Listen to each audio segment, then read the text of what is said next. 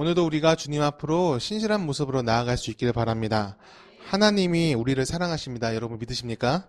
오늘 우리가 그 사랑의 감사함을 누리며 또 하나님께 우리의 사랑을 올려드릴 수 있기를 바랍니다. 우리 다 같이 주기도문함으로 오늘 예배의 문을 열도록 하겠습니다. 기도합니다.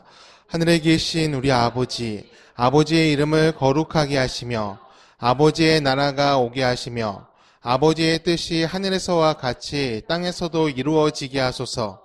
오늘 우리에게 일용할 양식을 주시고 우리가 우리에게 잘못한 사람을 용서하여 준 것 같이 우리 죄를 용서하여 주시고 우리를 시험에 빠지지 않게 하시고 악에서 구하소서. 나라와 권능과 영광이 영원히 아버지의 것입니다. 아멘. 아멘.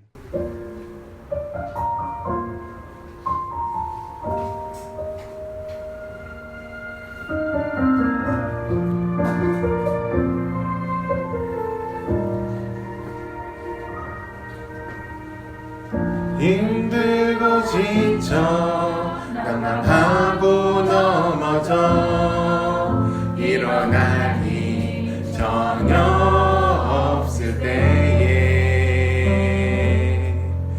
조용히 다가와 손잡아 주시며 나에게 말씀하시네.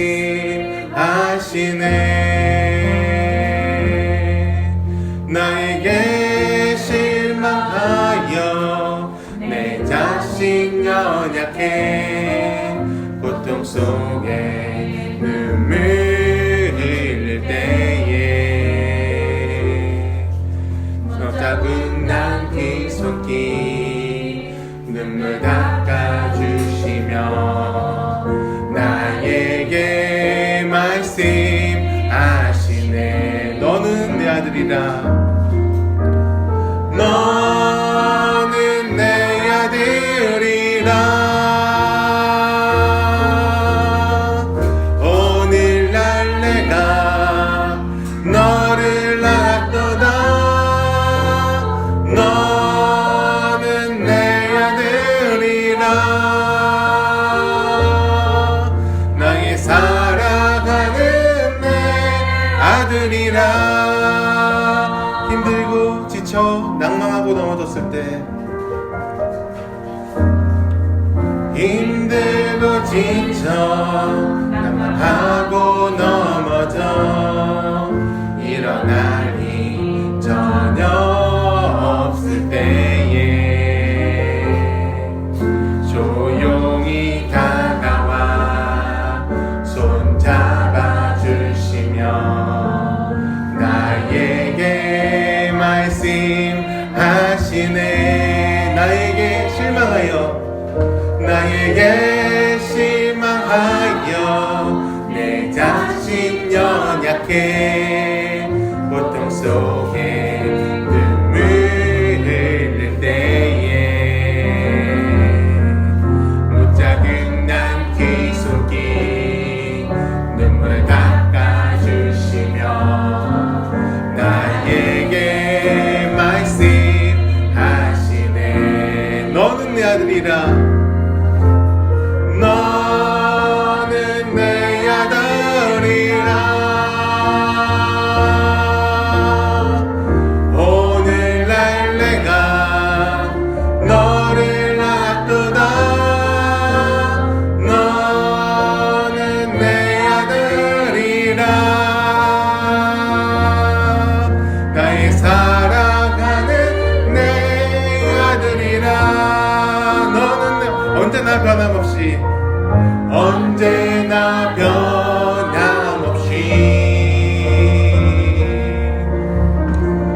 너는 내 아들이라.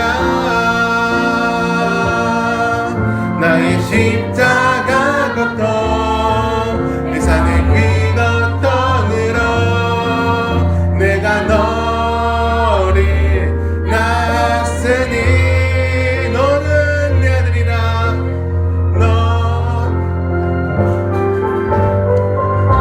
너는 내 아들이라.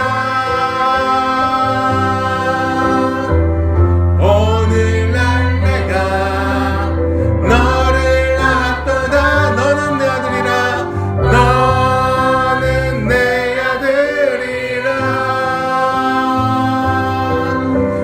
나의 사랑하는 내 아들이라. 너는 내 아들이라. 너는 내 아들이라. 오늘날 내가 너를 낳았더나 너는 내 아들이라. 너는 내 아들이라. 나의 사랑하는 내 아들이라. 나의 사랑하는 내 아들이라. 나의 사랑하는 내 아들이라. 우리 주님께 감사의 박수, 영광의 박수, 날부터 들어준 주님께 영광을 돌리겠습니다. 할렐루야. 주님께 영광을 돌립니다. 주여 사랑합니다. 주님을 찬양합니다. 오늘 모든 것을 받아주시옵소서. 우리를 연락하여 주시옵소서. 아멘.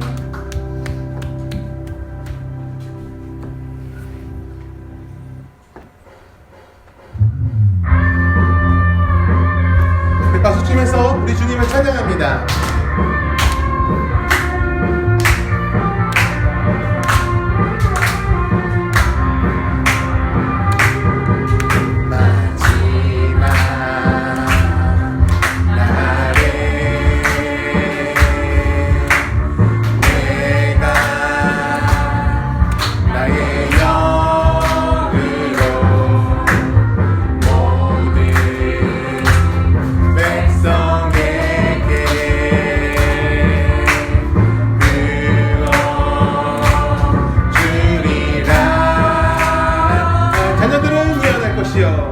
자녀들은 예언할 것이요 청년들은 환상을 보고 아비들은 꿈을 꾸리라. 주의 영입하며 자녀들은 예언할 것이요 청년들은 환상을 보고 아비들은 꿈을 꾸리라. 주의 영입하며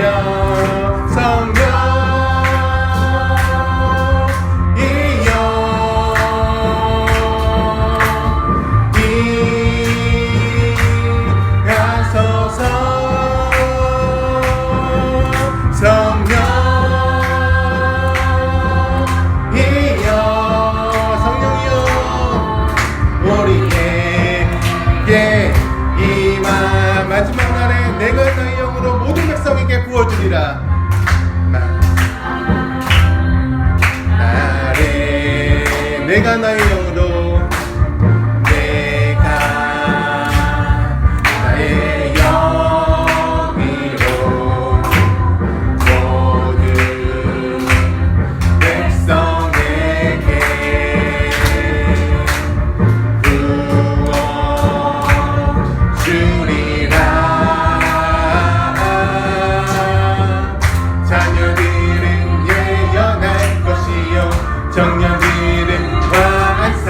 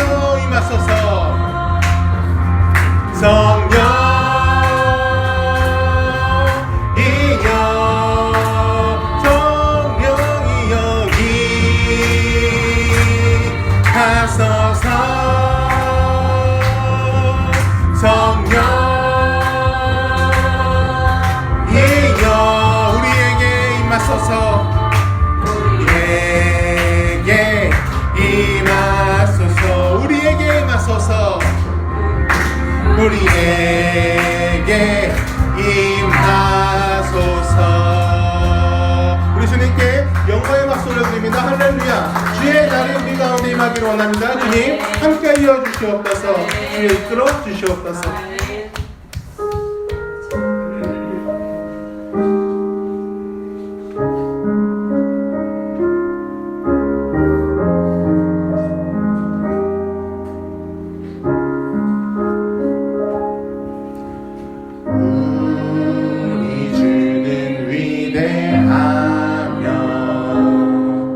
능력이 많으시도다. 그의 지혜는 그하며 인자는 영원하도다. 상한 자를 거치시며 상처를 싸매시도다. 별들의 수리 세시며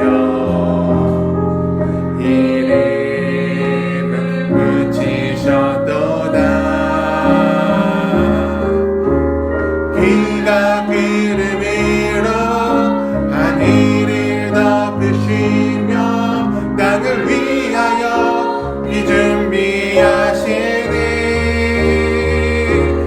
예루살렘아 여호와를 찬송할지어다. 내 하나님을 감사함으로 그 앞에 나가며 그 임재 앞에 경배해.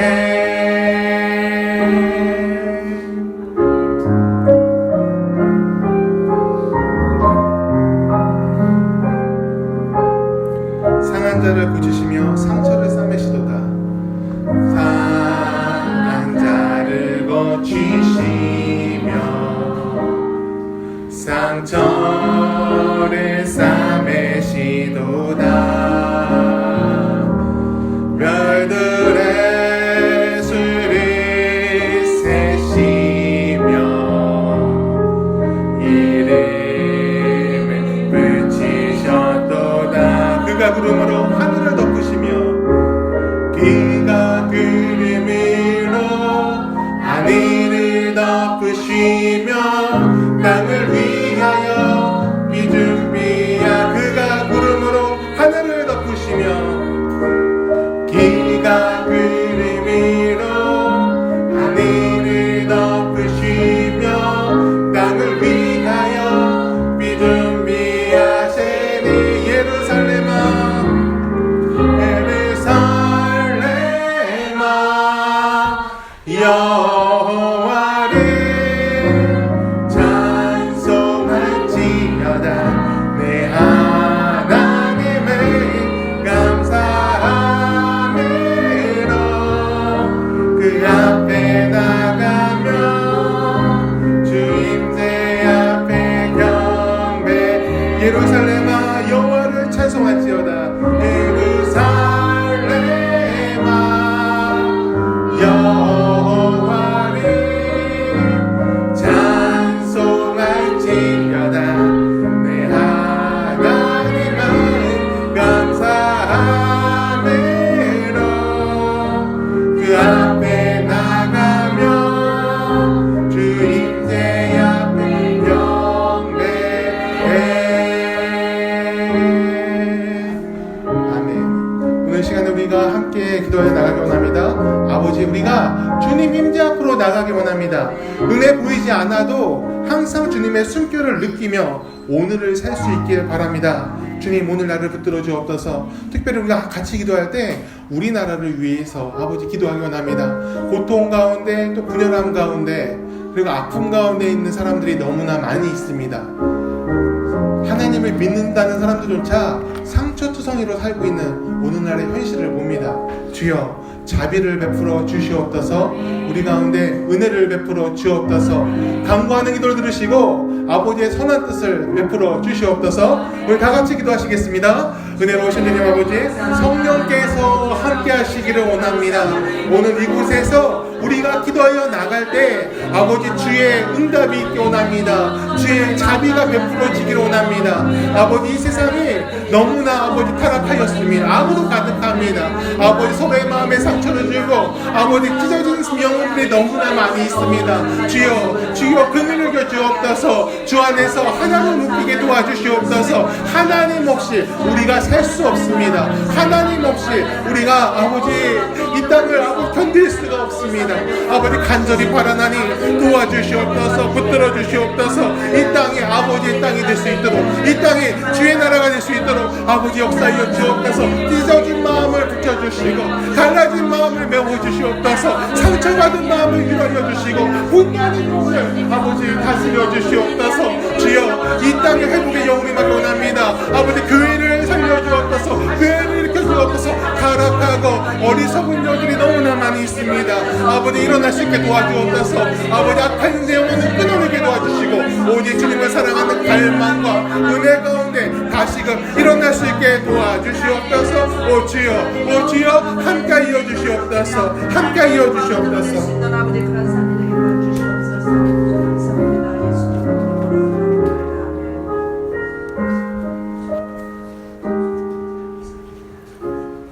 사랑의 주님, 감사드립니다. 한 주도 주님의 은혜 가운데 살아가게 하시고 이렇게 모여 주님을 예배하게 하셔서 감사드립니다. 주님, 우리의 예배를 기뻐 받아주시고 성령님의 은혜가 충만한 시간이 되게 하옵소서. 주님, 더 교회를 위해 기도합니다. 우리 교회가 성령으로 충만하길 기도합니다. 주님께서 바라보시는 것을 함께 바라보며 믿음과 담대함, 사랑으로 채워져 가는 교회가 되게 하옵소서. 더 교회에서 예배를 드릴 때마다 주님의 임재 가운데 나아가게 하시고 우리의 영혼이 은혜로 채워지고 하나님의 뜻을 깨달아 주님께 쓰임 받는 더 교회가 되게 하옵소서. 주님, 더 교회 성도들을 위해 기도드립니다. 우리 성도들의 삶에 항상 동행하여 주시고 주님의 은혜 가운데 주님의 사랑과 은혜를 세상에 흘려보내는 삶을 살게 하옵소서. 영과 육의 강건함을 더하여 주셔서 예수님께서 보이신 사랑과 겸손, 자비를 실천함으로 세상에서 승리하는 삶을 살게 하옵소서. 주님, 최성현 목사님을 위해 기도드립니다. 주님의 말씀을 온전히 대언하게 하여 주시고 주님께 온전히 쓰임받는 목사님이 되게 하여 주시옵소서. 항상 영과 육을 강건케 하여 주사 더 교회와 성도들을 주님의 올바른 길로 이끄시기에 부족함 없는 목사님이 되게 하여 주시옵소서. 오늘도 예배를 기대하며 소망합니다. 우리를 너무나 사랑하시는 예수님의 이름으로 간절히 기도드립니다. 아멘.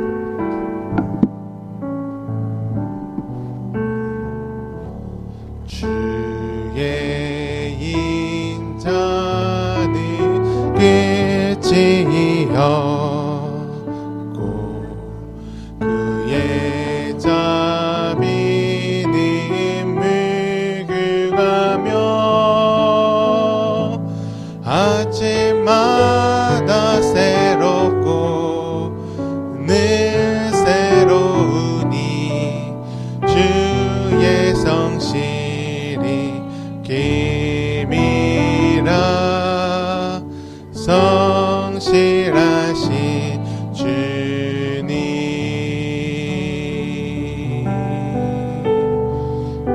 아멘. 아멘. 교회 소식을 알려드리도록 하겠습니다. 사순절 4주째를 이제 시작합니다. 주님의 고난을 묵상하며 그 고난에 참여하는 우리 더교회 성도님들이 되시기를 간절히 축원합니다. 이단으로 인해서 한국 교회가 또 한국 사회가 굉장히 지금 시끄러운 상황에 있죠. 종교가 무엇인가 이거에 대해서 이제 다시 한번 생각하고 있는 사람들이 굉장히 많이 있습니다. 사실 안 믿는 사람들 입장에서 볼 때는 이단이나 그냥 이제 정통교회나 사실 똑같이 봅니다. 똑같이 봐요. 그게 너무 안타까운 일이긴 해요. 그런데 이런 상황에서 이제 다시 보는, 종교를 다시 보는 이런 상황에서 긍정평가가 있는 게 아니라 그래도 정통교회는 좀 다르지 그런 평가가 있는 게 아니라 부정평가가 점점 늘어나고 있다는 통계가 있습니다. 저는 이제 일주일 동안 그 소식을 접하면서 또 이단에 빠졌던 사람들하고 이제 얘기를 나누는 일이 있었는데 그런 일을 접하면서 굉장히 마음이 아팠습니다. 그거와 관련해서 어떤 게 문제인가 해서 칼럼에다가 저희 생각을 짧게 실어봤습니다. 그걸 읽어보시고요. 함께 기도해 주셨으면 좋겠습니다. 한국교회가 바로 서도록 또 바른 길로 교인들을 인도하는 그런 교회들이 무수히 늘어나도록 같이 기도해 주시기를 바랍니다. 4월 16일 주일 예배는 우리 교회 창립 1주년 예배로 드립니다. 기념 사업에 대한 아이디어가 있으면 알려주셨으면 좋겠습니다. 특별히 제가 생각한 거는 4월 16일 하면은 2014년에 우리나라에서 큰 사고가 있었죠. 세월호에서 4명인가요? 그 사람들이 희생된 일이 있었는데 그거에 대한 뭔가 특별한 일을 했으면 좋겠어요. 왜냐하면 교회가 이 세상에 존재하는 이유는 위로하기 위해서라고 생각합니다. 또 주님께서 생각하시는 그 낮은 곳을 향해서 눈을 돌리는 것이라 생각을 해요. 이건 이제 저희 생각이고요.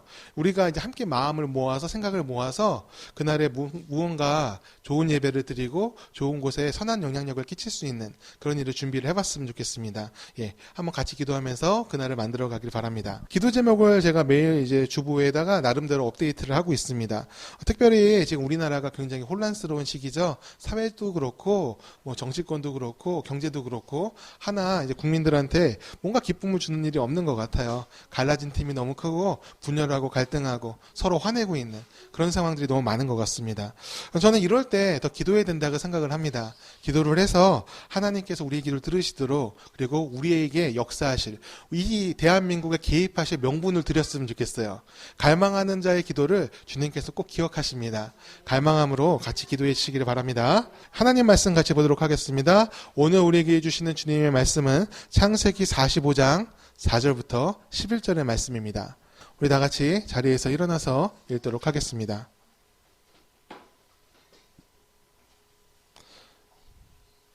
함께 있습니다. 요셉이 형들에게 이르되 내게로 가까이 오소서. 그들이 가까이 가니 이르되 나는 당신들의 아우 요셉이니 당신들이 애굽에 판 자니라. 당신들이 나를 이곳에 팔았다고 해서 근심하지 마소서. 한탄하지 마소서. 하나님이 생명을 구원하시려고 나를 당신들보다 먼저 보내셨나이다. 이 땅에 2년 동안 흉년이 들었으나 아직 5년은 밭갈이도 못하고 추수도 못할지라. 하나님이 큰 구원으로 당신들의 생명을 보존하고 당신들의 후손을 세상에 두시려고 나를 당신들보다 먼저 보내셨나니 그런즉 나를 이리로 보낸 이는 당신들이 아니요 하나님이시라. 하나님이 나를 바로에게 아버지로 삼으시고 그 온 집의 주로 삼으시며 애굽 온 땅의 통치자로 삼으셨나이다.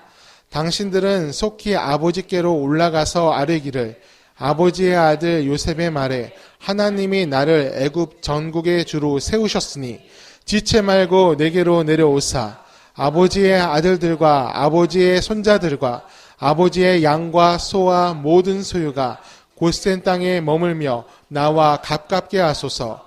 흉년이 아직 5해가 있으니 내가 거기서 아버지를 봉양하리이다. 아버지와 아버지의 가족과 아버지께 속한 모든 사람에게 부족함이 없도록 하겠나이라 하더라고 전하소서. 아멘, 아멘. 오늘 우리에게 주신 주의 말씀입니다. 그 자리에 앉아주시기 바랍니다. 하나님의 말씀의 은혜가 오늘 이곳에 임하기를 간절히 축원합니다. 그리고 저의 부족함은 가려주시고 하나님의 뜻만 나타나는 오늘 예배에 특별히 지금의 말씀의 시간이 되기를 바랍니다. 사순절을 보내면서 우리는 주님의 고난에 대해서 묵상을 하고 참여하는 방법에 대해서 알기를 원합니다. 주의 고난에 참여하고 우리가 우리 십자가를 지고 주님의 길을 걸어가는 것, 그러라고 주님께서 우리에게 말씀을 하셨어요. 그런데 그 고난의 참여가 우리 몸을 단순히 힘들게 해서 사순절에는 몸이 너무 힘들구나, 그런 거에서 머무르는 것은 아니라고 생각을 합니다. 금식이나 다른 경건에 이르는 방법들, 그것들을 무시하는 것이 아닙니다. 다만 내 몸이 힘들어지는 것을 갖고 하나님의 고난, 우리 예수님의 고난에 참여했다라고 말하기는 어렵다는 거예요. 주님의 고난에 참여하는 것은 주님이 왜 그 고난을 당하셨는가, 그것을 기억하는 것에서 시작하는 것입니다. 지난주에 저는 첫 시간으로 주님의 고난에 참여하라 첫 번째로 위로를 말씀드렸어요. 세상에 고난당하는 자들을 우리가 위로를 해야 됩니다. 예수님이 이 땅에 오심으로 우리를 위로하셨죠. 그것처럼 우리도 그 위로를 전해야 됩니다. 그리고 그 위로의 방법으로 다른 이의 아픔을 외면하지 마라. 그렇게 말씀을 드렸어요. 당장 우리 앞에서 고통받는 사람이 있다면 우리도 그를 위로해야 됩니다. 그리고 우리 눈에 보이지 않더라도 고통받는 이가 있다면 위로할 수 있어야 돼요. 누군가의 고통과 희생으로 우리가 만족을 누리고 살고 있을 수도 있어요. 전 지난주에 제가 블러드 다이아몬드라는 얘기를 드렸죠. 피의 다이아몬드. 다이아몬드 광산에서 아이들이 많은 피를 흘리고 내전 중인 나라에서 다이아몬드가 생산됐는데 그 다이아몬드 판돈으로 다시 전쟁을 한다고 말씀드렸어요. 이 상황에서 우리는 다이아몬드를 어떻게 봐야 될까요? 그 사람들이 돈을 벌 수 있는 이유는 다이아몬드에 대한 수요가 있기 때문이죠. 끊임없는 수요가 있기 때문이죠. 근데 그거 보면 우리는 좀 안심할 수도 있어요. 우리는 집에 다이아몬드가 별로 없으니까. 그렇죠? 그런데 다른 걸로 예를 들어 볼게요. 카카오, 초콜릿. 이것도 마찬가지예요.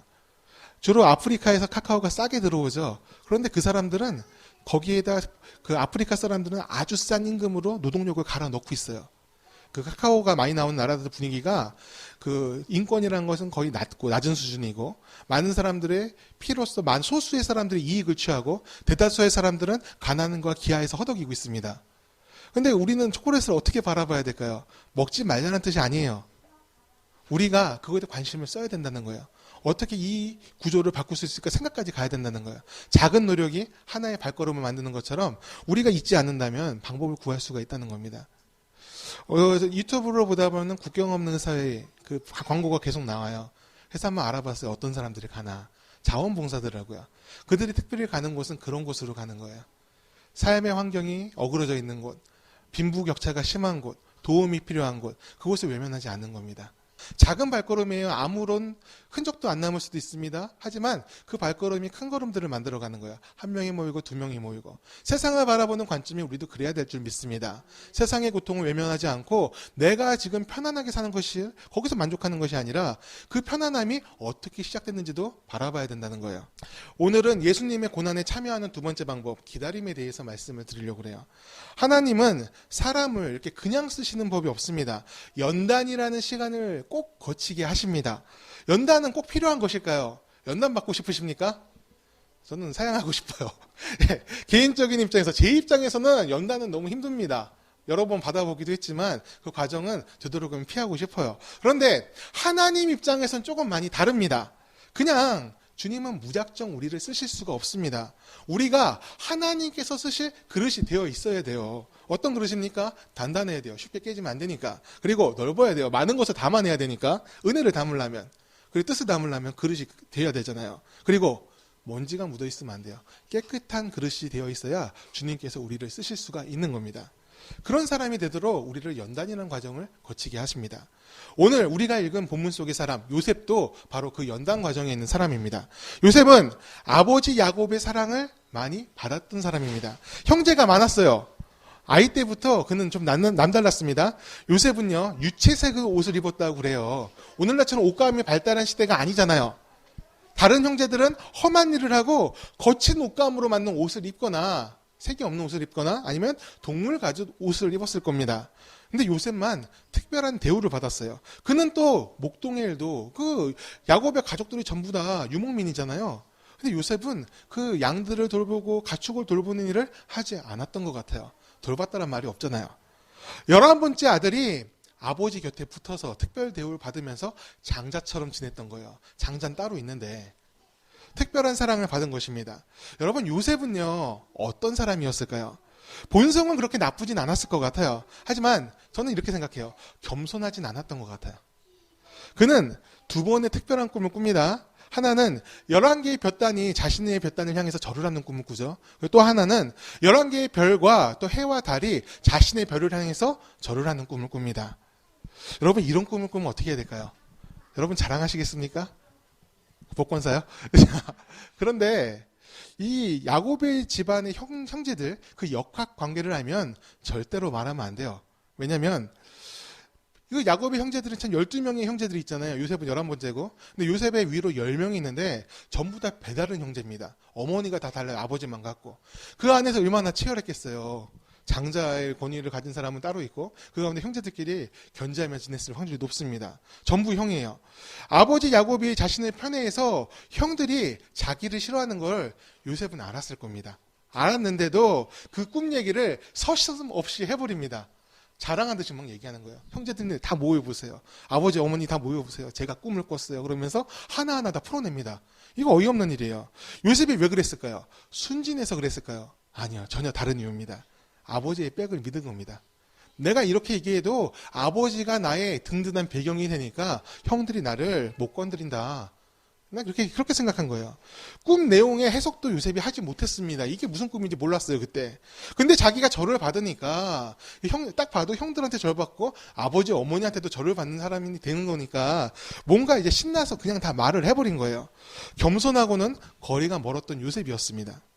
결국 그 일이 도화선이 돼가지고, 형제들로부터 버림을 받고, 애굽으로, 이집트로, 노예로 팔려가고 말았습니다.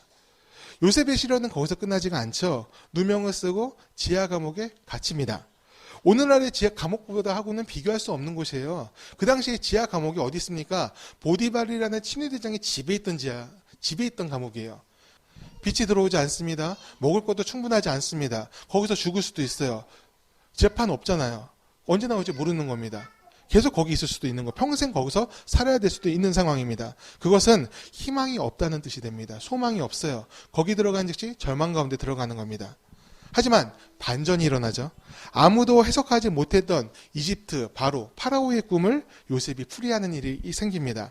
7회의 풍년과 7회의 흉년을 예언을 하고 그에 맞는 대책까지도 요셉이 말을 해주게 돼요. 그 덕으로 파라오는 요셉을 총리 대신으로 앉힙니다.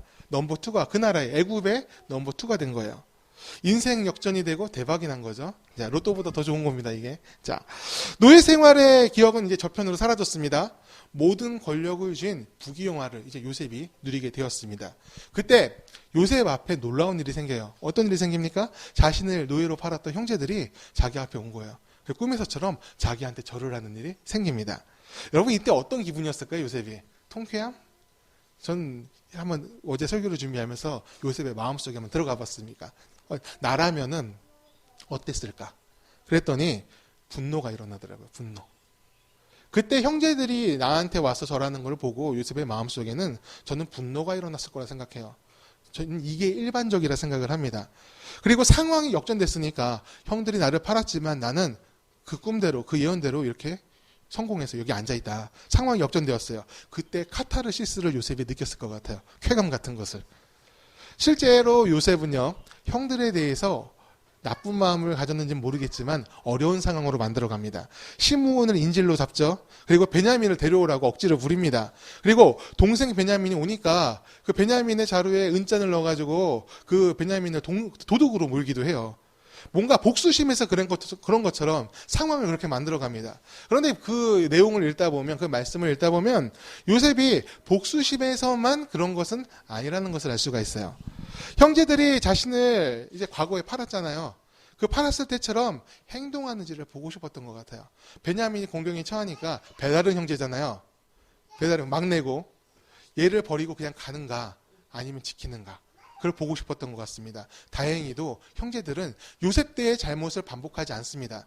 베냐민을 지키는 선택을 해요. 그때 요셉을 팔기로 앞장섰던 사람이 유다 아닙니까? 그 유다는 베냐민을 위해서 자기가 목숨을 버리겠다고까지 얘기를 합니다. 지켜주려고 하는 거예요. 요셉은요, 이 당시에 요셉은 과거의 철부지가 아니었습니다. 교만하여 힘을 과시하는 사람도 아니었습니다. 그는 이 당시에 그때는 없던, 어린 시절에 없던 겸손을 갖추고 있는 사람이었습니다. 우리 5절 말씀 같이 읽어보겠습니다. 5절입니다. 당신들이 나를 이곳에 팔았다고 해서 근심하지 마소서, 한탄하지 마소서. 하나님이 생명을 구원하시려고 나를 당신들보다 먼저 보내셨나이다. 아멘. 요셉은요, 형제를 탓하지 않았습니다. 이곳에 내가 온 것이 하나님의 뜻이다. 그렇게 형제들한테 얘기를 합니다. 형제들이 허물이 있잖아요. 그것을 감싸준 거예요. 탓하지 않는 겁니다. 용서한 거예요. 여러분 사실 인간관계에서요. 한 번 신뢰가 무너지면 그걸 회복시키는 것은 굉장히 어렵습니다. 어린아이 때는 싸우면은 그냥 화해하고 끝나기도 합니다. 근데 커서 싸우면요. 그리고 거기다가 이제 피 맺힌 원한이 되었을 때는 그것이 풀어지는 건 굉장히 어렵습니다. 형제라고 그거 다르지 않아요. 사소한 일로 불화하는 형제들의 이야기는 굳이 예화를 찾지 않아도 우리는 살면서 쉽게 들을 수가 있습니다. 하물며 형제를 노예로 팔았습니다. 죽었는지 살았는지 신경도 쓰지 않았습니다. 그 상황에서 요셉은 어떻게 참을 수가 있었을까요? 이 상황에서는 사실 보복을 해도 누가 탓하는 사람이 없을 겁니다. 특히 이 당시에는 민주적인 사회가 아니잖아요.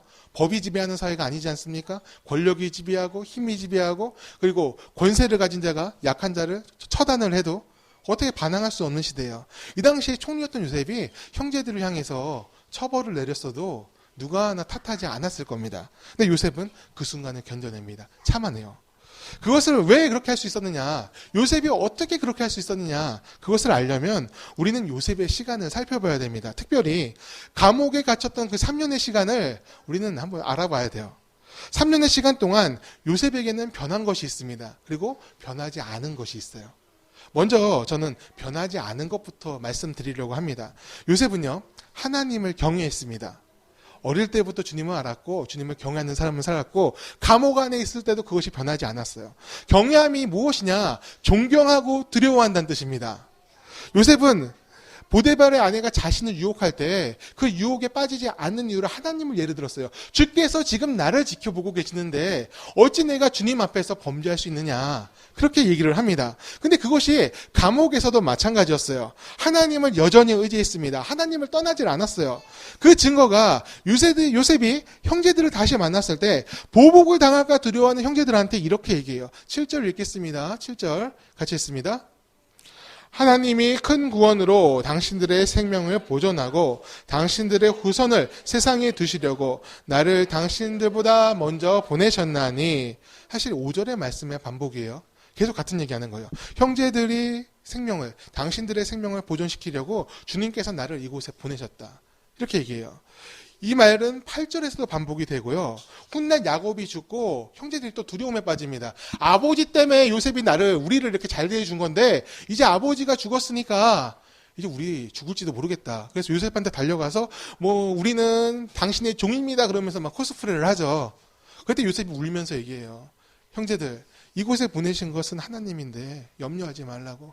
당신의 자녀들까지 내가 다 돌볼 곳이라고. 그 눈물이 무슨 눈물이에요? 자신의 마음을 알아주지 않는, 잘 모르는 형제들에 대한 안타까움의 눈물인 거예요.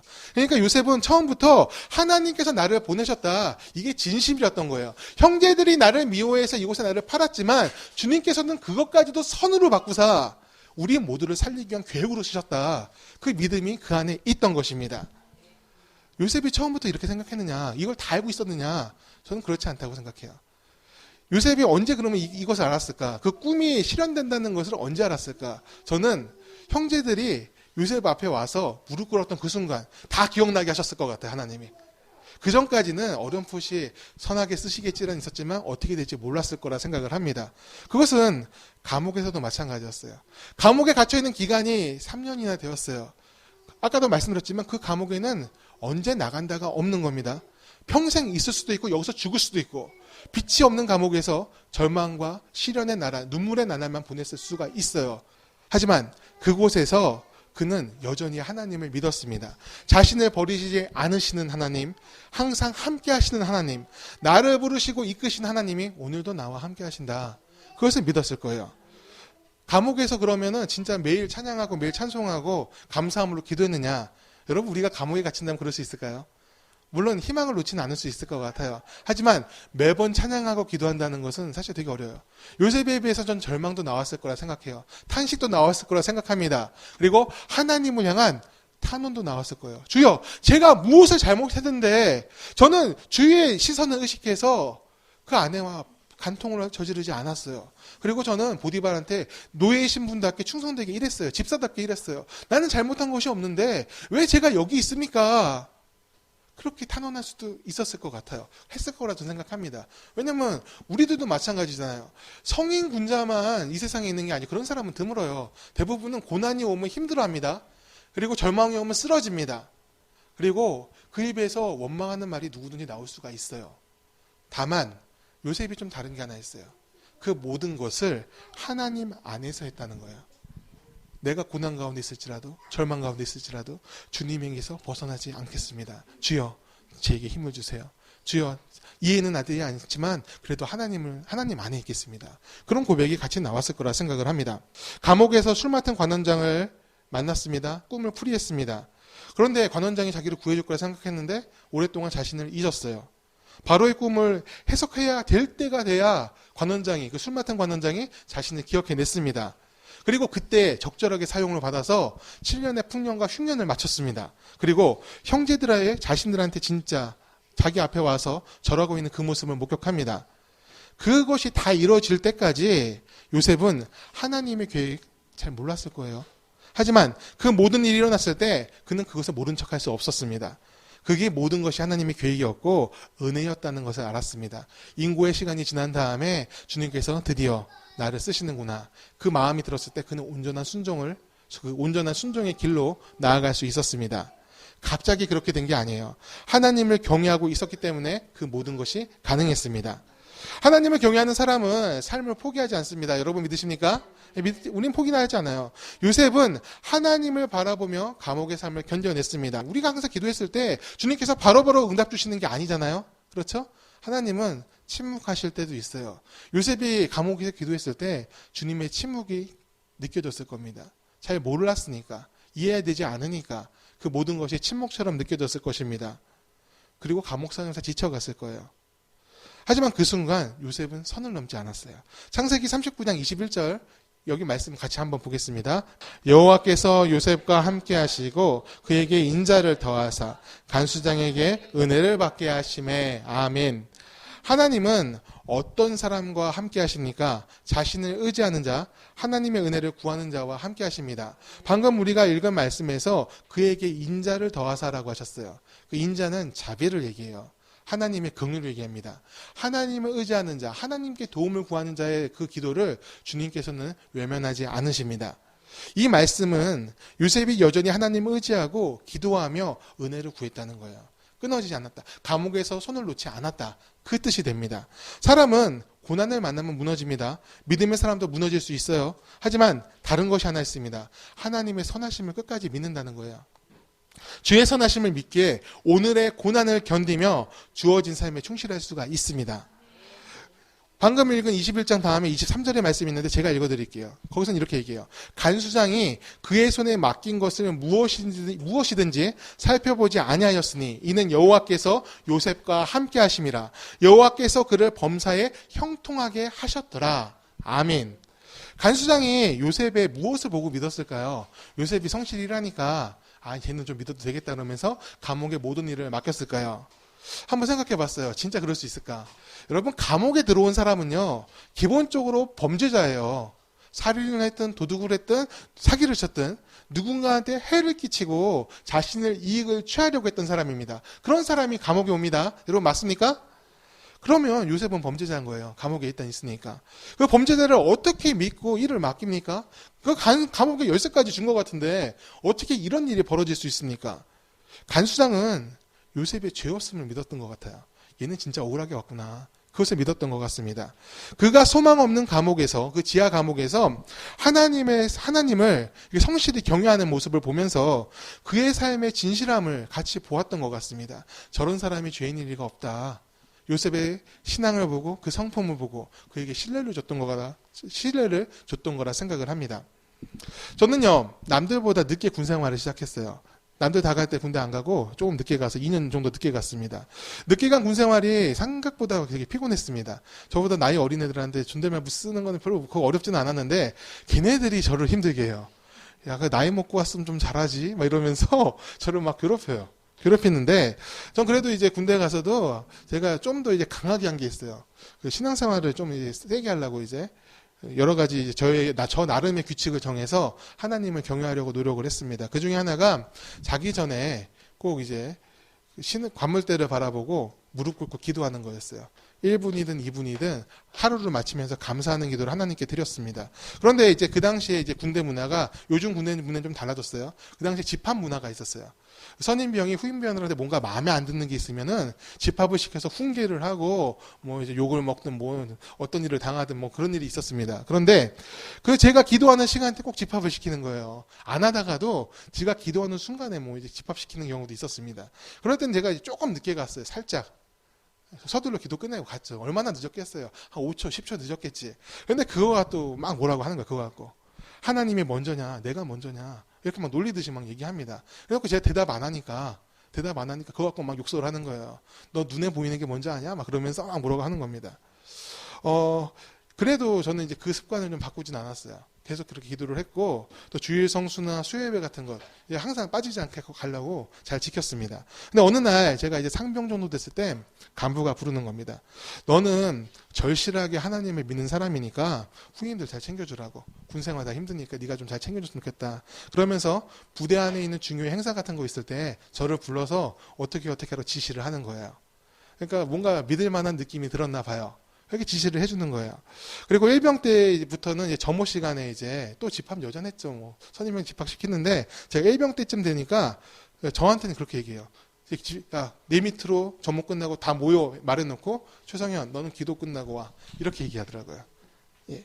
저는 이제 군 생활을 할 때 좀 성실하게 하긴 했어요. 뭔가 규칙을 잘 지키긴 했습니다. 하지만 뭐 제가 이제 군생활을 되돌아봤을 때 그렇게 뛰어났다고는 말 못하겠습니다. 훈련도 작업도 그냥 평균보다 조금 잘 못하는, 제가 손님이 그렇게 좀 똥손이에요. 똥손이어가지고 잘 못해 그런 거. 근데 그런 거에 비해서 많은 사람들이 신뢰를 해주고 일을 맡기고 있던 거예요. 저는 여기서 뭘 보냐, 하나님의 섭리, 돌보심을 봅니다. 여러분, 세상은요 기독교인들을, 우리 기독교인들을 필요로 하고 있어요. 왜냐하면 세상은 타락했기 때문에 그래요. 믿을 수가 없기 때문에 그렇습니다. 정직하면 손해본다 생각하고 많은 것을 가지기 위해서 다른 사람을 희생시키려고 하는 게 세상이에요. 근데 기독교인들은 안 그럴 거란 믿음이 있어요. 핍박하고 무시하기도 하지만 그 마음속에는 쟤네들은, 저 믿는 사람들은, 하나님을 따르는 사람들은 뭔가 다를 거라는 기대가 있어요. 지금 한국교회가 핍박받는 이유는 다르지 않기 때문에 그렇습니다. 세상이 누리는 것을 다 누리려고 하고 세상에 갖는 명예를 다 가지려고 합니다. 아무것도 내려놓지 않으니까 세상이 똑같네 그러고 무시를 하는 거예요. 하지만 우리 안에서 하나님의 모습이 나타나기 시작한다면, 하나님을 경외하고 주님을 두려워하고 그 안에서 하나님의 룰대로 살려고 하는 내려놓음의 룰, 겸손의 룰, 하나님께서 이끄시는 그 삶을 우리가 나타낼 수만 있다면 세상 사람들은 우리를 신뢰하게 되고 우리한테 자신들의 일을 맡기기 시작할 거예요. 저 사람들한테 맡기면 모든 것이 형통하게 될 거야. 하나님이 이끄시니까. 그런 고백이 나오게 될 거예요. 오늘 간수장이 요셉을 보면서 그 고백을 하고 있는 것입니다. 저는 요셉의 그 안에 진실함이 우리 안에도 있기를 바랍니다. 요셉만큼은 우리가 그렇게 나타낼 수 없을지도 모릅니다. 왜냐하면 우리는 감옥에 갇힌 건 아니니까. 그렇게 절실하지 않을 수 있어요. 우린 자유가 있으니까. 하지만 하나님을 의지하고 진실 앞에 나아가는 그 모습은 모든 상황 속에서 가능하리라 믿습니다. 우리는 세상 가운데 진실함으로 나아가야 됩니다. 하나님 앞에서 진실함이 무엇입니까? 저는 겸손이라 생각해요. 하나님께 우리 인생의 핸들을 맡기고 나아가야 됩니다. 요셉이 하나님을 경외함으로 놓치지 않음으로 얻은 것이 바로 그 겸손이에요. 요셉에게는 그 겸손이 처음에 없었다고 그랬죠. 하지만 감옥에서의 연단을 통해서 요셉은 하나님을 경외하는 것을 놓치지 않았고 그 놓치지 않은 것을 통해서 겸손을 얻었습니다.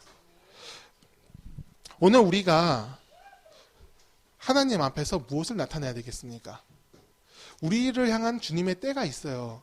그 때를 우리가 준비하는 삶을 살았으면 좋겠습니다. 제가 좋아하는 한자 성어 중에 공술의 공수고라는 한자 성어가 있어요.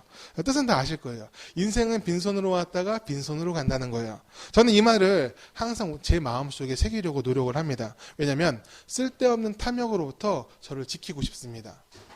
자신의 탐욕을 놓지 못해서 무너지는 사람들이 정말 많습니다. 안타깝게도 우리 목사님들 중에서도 그런 사람들이 많이 있어요. 빈손으로 왔다 빈손으로 가는 게 당연한데 어쩔 수 없는 것인데 다른 방법이 있는 것처럼 살고 있어요. 더 많이 가지려고 그러고 더 많이 누리려고 그러고 그것을 나타내고 싶어하는 사람들이 있습니다. 그 과정에서 죄를 짓고 그리고 무너져 갑니다. 우리가 하나님 나라에 가져갈 수 있는 것이 무엇일까요? 저는 하나님의 뜻을 가져갈 수 있다 생각을 합니다. 우리는 이 땅에서 주님의 뜻을 이뤄야 됩니다. 그리고 그 감사하게도 그 주님의 뜻은 모든 사람들에게 부여되어 있어요. 누구는 주고 누구는 안 주고 그게 아니에요. 하나님께서 우리를 이 땅에 보내실 때부터 처음부터 끝까지 자신의 뜻을 주셔서 보냈어요. 중요한 것은 우리가 그 뜻을 이뤄야 되는 거예요. 세상에 어떤 것도 죽음 후에는 가져갈 수 없지만 우리에게 주어진 그 하나님의 뜻은 가져갈 수가 있습니다.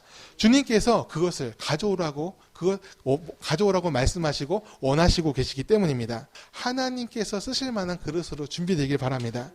요새처럼 주님께서 쓰실 때를 기다리면서 하나님을 경외하는 준비된 사람, 또 진실한 믿음으로 오늘을 살 수 있기를 간절히 축원합니다. 예수님께서도요, 그 기다림의 세월을 보내셨습니다. 그 기다림으로 구원을 준비하셨어요. 악이 가득해서 구원이 필요한 때까지 참으셨어요. 그렇죠. 그 창세 시작한 때부터 그냥 오실 수도 있었잖아요. 그런데 그때 안 오셨어요. 이 땅에 진짜 하나님의 구원이 필요할 때까지, 세상이 악으로 가득 찰 때까지 하나님은 참으셨어요. 심판하고 뒤엎어버린다 말씀하셨지만 그것을 실행하지 않으시고 악이 가득 찼을 때 마지막 순간에 예수님을 통해서 모두를 구원하는 방법을 택하셨습니다. 하나님의 인내하심이에요.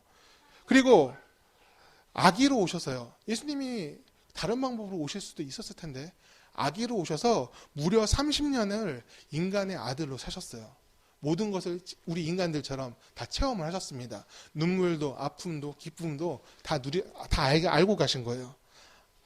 그리고 3년의 공생애를 거쳐서 십자가에서 죽으시고 부활로 구원을 완성하셨어요. 이 모든 것이 마구잡이로 행하신 게 아니에요. 되는 대로 한 게 아닙니다. 하나님의 시간표를 따라서 주님의 계획을 믿으며 기다리며 삶에 충실하셨습니다. 우리도 마찬가지예요. 우리가 가는 길이 사실 보이지 않을 때가 많아요. 내일이라도 알 수 없지 않습니까? 거의 대부분의 삶이 그렇습니다. 하지만 하나님은 선하십니다. 여러분 믿으십니까? 그 선하심을 믿으며 우리 삶의 발걸음을 한 발짝씩 갈 수 있기를 바랍니다. 요셉의 진실함으로 또 예수님의 신실함으로 우리가 주님의 길을 따라갈 때, 하나님의 계획을 이뤄갈 때 주님께서 우리 삶을 응원하십니다. 능력을 주시고 길을 열어주시고 열매를 맺게 하실 것입니다. 또 그것이 우리가 오랫동안 기다려오는 하나님의 길일 줄 믿습니다. 이 시간 우리가 다 같이 찬양하며 나가기 원하는데요. 나의 가는 길 주님 인도하시네. 그는 보이지 않아도 날 위해 일하시네. 이 찬양 부르시고 우리 같이 기도하길 바랍니다.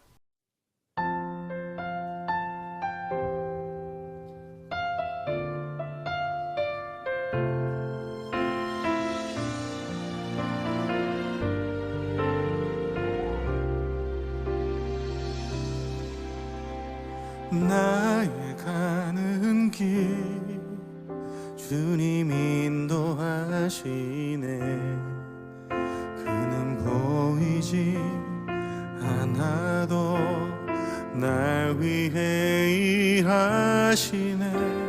주 나의 인도자 항상 함께 하시네. 사랑과 힘 베푸시며 인도하시네.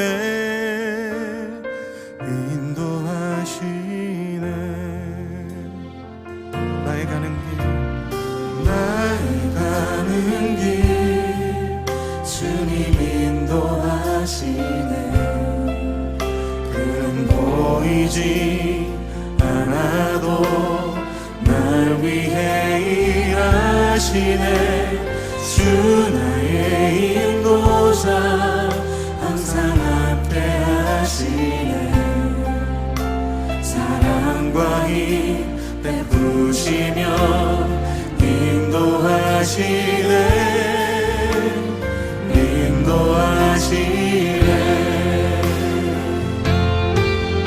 광야에 길을 만드시고 날 인도해. 사막에가 만드신 것 보라.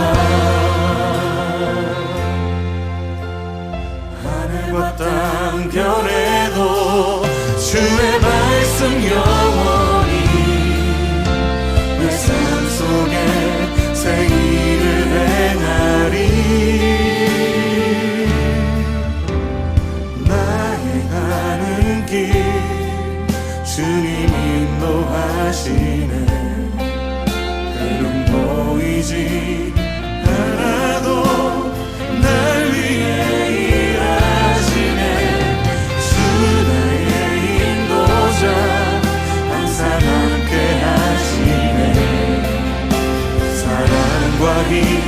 베푸시며 인도하시네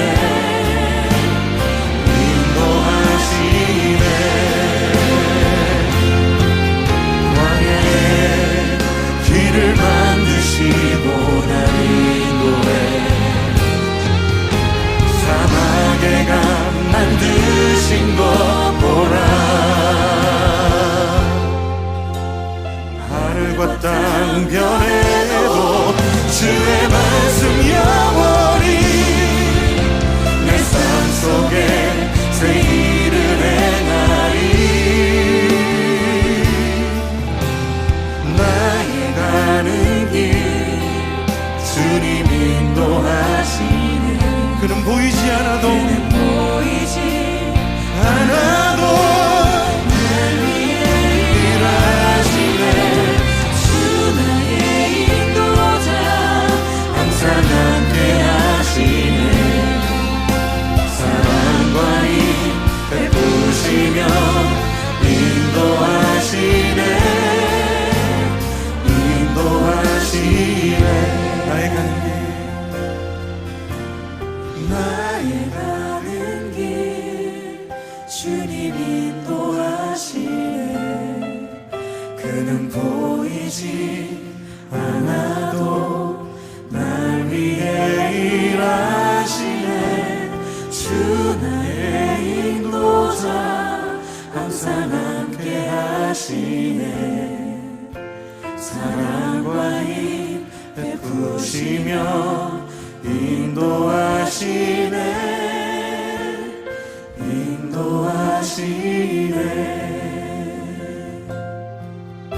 사랑과 힘 베푸시며 인도하시네